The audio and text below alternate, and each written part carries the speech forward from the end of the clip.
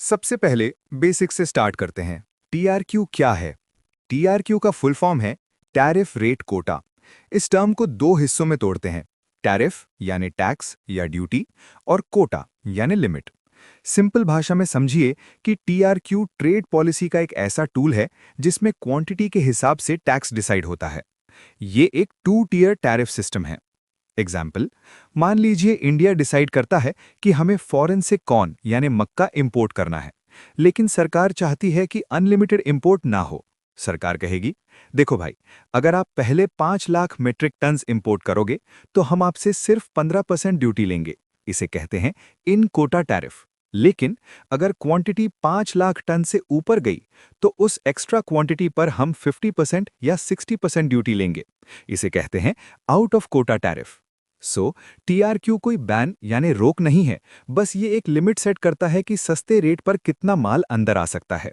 इस लिमिट के बाद इंपोर्ट अलाउड तो है, पर ड्यूटी इतनी हाई हो जाती है कि इंपोर्ट करना प्रॉफिटेबल नहीं रहता। अब आप सोच रहे होंगे कि गवर्नमेंट इतना कॉम्प्लिकेटेड सिस्टम क्यों बनाती है, डायरेक्ट ड्यूटी क्यों नहीं लगा देती? इसके पीछे 3 मेन रीजंस होते हैं। रीजन नंबर 1, डोमेस्टिक इंडस्ट्री को बचाना। अगर बाहर से सस्ता माल अनलिमिटेड आने लगेगा तो हमारे देश के किसान और मैन्युफैक्चरर्स क्या करेंगे? उनका माल बिकना बंद हो जाएगा।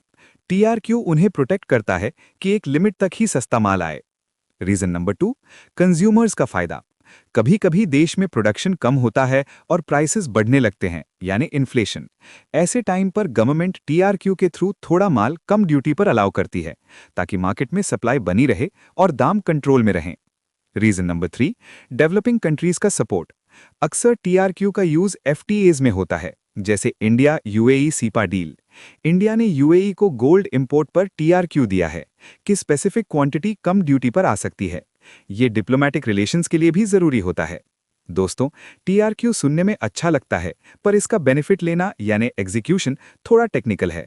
इंडिया में टीआरक्यू कैसे एडमिनिस्टर होता है, चलिए स्टेप बाय स्टेप समझते हैं।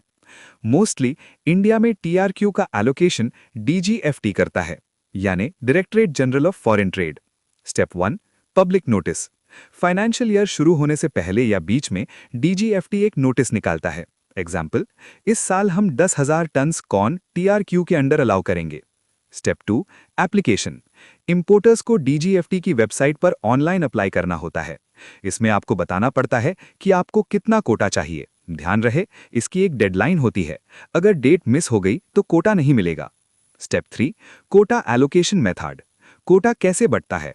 एप्लीकेंट रीजन और मैन्युफैक्चरिंग स्ट्रेंथ ऑफ एप्लीकेशन के बेस पर। दोस्तों, टीआरक्यू की एप्लीकेशन और डीजीएफटी का प्रोसेस थोड़ा टेक्निकल हो सकता है। अगर आप बिना किसी गलती के टीआरक्यू लाइसेंस लेना चाहते हैं और प्रोफेशनल कंसल्टेंसी चाहते हैं तो आप हमसे डायरेक्ट कांटेक्ट कर सकते हैं। इसके लिए सिंपली हमारी वेबसाइट विजिट करें www.dgftexim.com। लिंक डिस्क्रिप्शन में भी है, वहां कांटेक्ट करें और हमारी टीम आपको प्रोसेस में पूरी हेल्प करेगी।